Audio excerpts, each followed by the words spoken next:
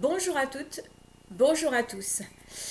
Alors, bienvenue dans cette nouvelle vidéo de préparation du festival Feu d'Artiviste et dans cette nouvelle semaine de confinement. Alors, d'après vous, quel point commun entre Albert Camus et la situation sanitaire que nous connaissons actuellement en France? Eh bien, c'est ce livre, La peste de Camus, livre qui a été écrit en 1947. Je vais vous en lire quelques passages. Je vous promets que je n'ai changé aucun mot, que je n'ai fait aucune adaptation du texte. Ensuite, si je réussis, je vous mettrai un extrait vidéo d'un soignant qui parle de son état à la sortie du bloc. C'est une très courte vidéo assez émouvante. Et puis, je vous parle aussi du lien pour une nouvelle pétition que vous pouvez trouver sur change.org, pétition de soutien à une soignante qui a été mise à pied dans le Nord.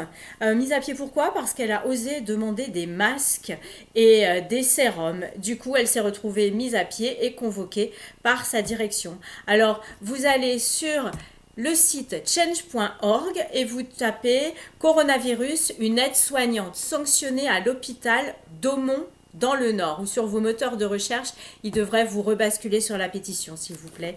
Agissons pour que cela cesse. Sinon seulement il ne faut en plus rien dire et subir dans le silence. Ça va pas être possible, ça va pas être viable. Prenons donc alors La peste d'Albert Camus. Les chiffres de Tarou étaient exacts. Le docteur Rieux en savait quelque chose. Le corps du concierge isolé, il avait téléphoné à Richard pour le questionner sur ses fièvres inguinales. « Je n'y comprends rien, avait dit Richard. 2 morts, l'un en 48 heures, l'autre en 3 jours. J'avais laissé le dernier avec toutes les apparences de la convalescence un matin. Prévenez-moi si vous avez d'autres cas, dit Rieux. Il appela encore quelques médecins. L'enquête ainsi menée lui donna une vingtaine de cas semblables en quelques jours. Presque tous avaient été mortels. Il demanda alors à Richard, secrétaire du syndicat des médecins d'Oran, l'isolement des nouveaux malades. « Mais je n'y puis rien, dit Richard, il faudrait des mesures préfectorales. D'ailleurs, qui vous dit qu'il y a risque de contagion ? Rien ne me le dit, mais les symptômes sont inquiétants. » Richard cependant estimait qu'il n'avait pas qualité. Tout ce qu'il pouvait faire, c'était en parler au préfet. Mais pendant qu'on parlait, le temps se gâtait. Au lendemain de la mort du concierge, de grandes brumes couvrirent le ciel. Des pluies diluviennes et brèves s'abattirent sur la ville. Une chaleur orageuse suivait ces brusques ondées. La mer elle-même avait perdu son bleu profond et sous le ciel brumeux, elle prenait des éclats d'argent ou de fer. Douloureux pour la vue. La chaleur humide de ce printemps faisait souhaiter les ardeurs de l'été. Dans la ville, bâtie en escargot sur son plateau à peine ouverte vers la mer, une torpeur morne régnait. Au milieu de ces longs murs crépis parmi les rues aux vitrines poudreuses, dans les tramways d'un jaune sale, on se sentait un peu prisonnier du ciel. Seul le vieux malade de Rieux triomphait de son asthme pour se réjouir de ce temps. Le lendemain, grâce à une insistance jugée déplacée, Rieux obtint la convocation de la préfecture d'une commission sanitaire. Il est vrai que la population s'inquiète, avait reconnu Richard. Et puis les bavardages exagèrent tout. Et le préfet m'a dit « Faisons vite ce que nous pouvons, mais en silence ». Il est d'ailleurs persuadé qu'il s'agit d'une fausse alerte. Bernard Rieux prit Castel dans sa voiture pour gagner la préfecture. « Savez-vous, lui dit ce dernier, que le département n'a pas de sérum ? » « Je sais, j'ai téléphoné au dépôt, le directeur est tombé des nues. Il faut faire venir ça de Paris. J'espère que ça ne sera pas long. »« J'ai déjà télégraphié, répondit Rieux. Le préfet était aimable mais nerveux. « Comment, messieurs, disait-il, dois-je résumer cette situation ? Commençons, allez, commençons. » Richard pensait que c'était inutile. Les médecins connaissaient la situation. La question était seulement de savoir quelles mesures il convenait de prendre. La question, dit brutalement le vieux Castel, est de savoir s'il s'agit de la peste ou non. 2 ou 3 médecins s'exclamèrent, les autres semblaient hésiter. Quant au préfet, il sursauta et se retourna machinalement vers la porte, comme pour vérifier qu'il avait bien empêché cette énormité de se répandre dans les couloirs. Richard déclara qu'à son avis, il ne fallait pas céder à l'affolement. Il s'agissait d'une fièvre à complications inguinales. C'était tout ce qu'on pouvait dire. Les hypothèses en science, comme dans la vie, étaient toujours dangereuses. Le vieux Castel, qui mâchonnait tranquillement sa moustache jaunie, leva les yeux clairs vers Rieux. Puis, il tourna un regard bienveillant vers l'assistance et fit remarquer qu'il savait très bien que c'était la peste, mais que, bien entendu, le reconnaître officiellement obligerait à prendre des mesures impitoyables. Il voulait bien admettre, pour leur tranquillité, que ce ne fut pas la peste. Le préfet s'agita et déclara que dans tous les cas, ce n'était pas une bonne façon de raisonner. L'important, dit Castel, n'est pas que cette façon de raisonner soit bonne, mais qu'elle fasse réfléchir. Comme Rieux se taisait, on lui demanda son avis. Il s'agit d'une fièvre à caractère typhoïde, mais accompagnée de bubons et de vomissements. J'ai pratiqué l'incision des bubons, j'ai pu ainsi provoquer des analyses où le laboratoire croit reconnaître le bacille trapu de la peste. Pour être complet, il faut dire cependant que certaines modifications spécifiques du microbe ne coïncident pas avec la description classique. Richard souligna que cela autorisait les hésitations et qu'il faudrait attendre au moins le résultat statistique des résultats d'analyse, commencés depuis quelques jours. Quand un microbe, dit Rieux, après un court silence, est capable en 3 jours de temps de quadrupler le volume de la rate, de donner au ganglion le volume d'une orange et la consistance d'une bouillie, il n'autorise justement pas d'hésitation. Les foyers d'infection sont en extension constante. À l'allure où la maladie se répand, si elle n'est pas stoppée, elle risque de tuer la moitié de la ville avant 2 mois. Par conséquent, il importe que vous l'appeliez peste ou fièvre de croissance, il importe seulement que vous l'empêchiez de tuer la moitié de la ville. Richard trouvait qu'il ne fallait rien pousser au noir et que la contagion d'ailleurs n'était pas prouvée puisque les parents de ces malades étaient encore indemnes. Mais d'autres sont morts, fit remarquer Rieux.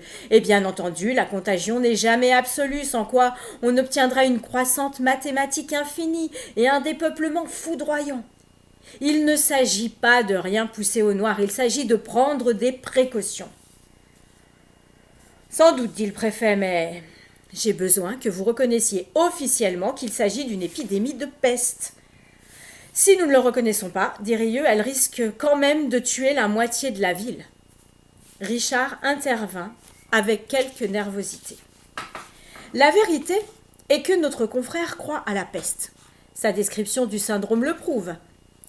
Rieux répondit qu'il n'avait pas décrit un syndrome, il avait décrit ce qu'il avait vu, et qu'il avait vu, c'était des ganglions, des taches, des fièvres délirantes et fatales en 48 heures. Est-ce que M. Richard pouvait prendre la responsabilité d'affirmer que l'épidémie s'arrêterait sans mesure de prophylaxie rigoureuse ? Richard hésita et regarda Rieux. Sincèrement, dites-moi votre pensée.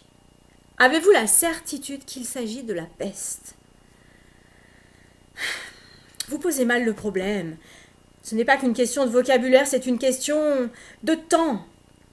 Votre pensée, dit le préfet, serait que même s'il ne s'agissait pas de la peste, les mesures prophylactiques indiquées en temps de peste devraient cependant être appliquées. S'il faut absolument que j'aie une pensée, c'est en effet celle-ci. Les médecins se consultèrent et Richard finit par dire « Il faut donc que nous prenions la responsabilité d'agir comme si la maladie était une peste. » La formule fut chaleureusement approuvée. « C'est aussi votre avis, mon cher confrère ?» demanda Richard. « La formule m'est indifférente, dit Rieux. Disons seulement que nous ne devrons pas agir comme si la moitié de la ville ne risquait pas d'être tuée, car alors, elle le serait. » Au milieu de l'agacement général, Rieux partit. Quelques moments après, dans le faubourg qui sentait la friture et l'urine, une femme qui hurlait à la mort, les aines ensanglantées, se tournait vers lui. Le lendemain de la conférence, la fièvre fit encore un petit bond. Elle passa même dans les journaux, mais sous une forme bénigne, puisqu'ils se contentèrent d'y faire quelques allusions. Le surlendemain, en tout cas, Rieux pouvait lire de petites affiches blanches que la préfecture avait fait rapidement coller dans les coins les plus discrets de la ville. Il était difficile de tirer de cette affiche la preuve que les autorités regardaient la situation en face. Les mesures n'étaient pas draconiennes et l'on semblait avoir beaucoup sacrifié au désir de ne pas inquiéter l'opinion publique. L'exorde de l'arrêté annonçait en effet que quelques cas d'une fièvre pernicieuse, dont on ne pouvait encore dire si elle était contagieuse, avaient fait leur apparition dans la commune d'Oran.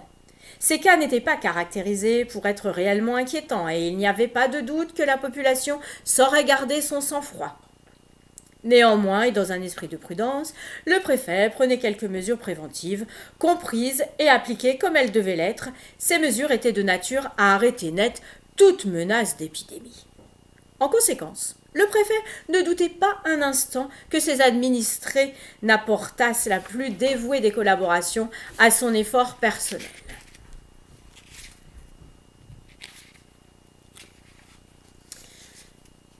J'ai téléphoné à Richard qu'il fallait des mesures concrètes et pas des phrases, et qu'il fallait élever contre l'épidémie une vraie barrière ou rien du tout.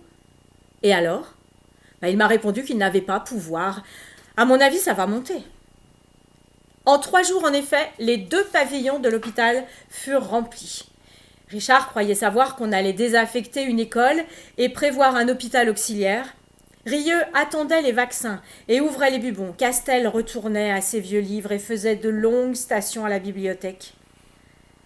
À cette époque, le temps parut se fixer. Le soleil pompait les flaques des dernières averses, de beaux ciels bleus débordant d'une lumière jaune, des ronronnements d'avions dans la chaleur naissante, tout dans la saison invitait à la sérénité. En 4 jours, cependant, la fièvre fit 4 bonds surprenants. 16 morts, 24, 48, 28, 32. Le 4e jour, on annonça l'ouverture de l'hôpital auxiliaire, jusque-là qui avait continué de masquer leur inquiétude. Les concitoyens, qui s'étaient moqués jusque-là et masquaient leur inquiétude, sous des plaisanteries, semblaient dans les rues plus abattus et plus silencieux. Pendant ce temps, et dans toutes les banlieues environnantes, le printemps arrivait sur les marchés. Des milliers de roses se fanaient dans les corbeilles des marchands au long des trottoirs, et leur odeur sucrée flottait dans toute la ville. Apparemment, rien n'était changé. Les tramways étaient toujours pleins aux heures de pointe, vides et sales dans la journée. Le soir, la même foule emplissait les rues et les queues s'allongeaient devant les cinémas. D'ailleurs, l'épidémie sembla reculer et, pendant quelques jours, on compta une dizaine de morts seulement. Puis, tout d'un coup, elle remonta en flèche. Le jour où le chiffre des morts atteignit de nouveau la trentaine, Bernard Rieux regardait la dépêche officielle que le préfet lui avait tendue en disant « Ils ont eu peur ». La dépêche portait « Déclarer l'état de peste, fermer la ville ».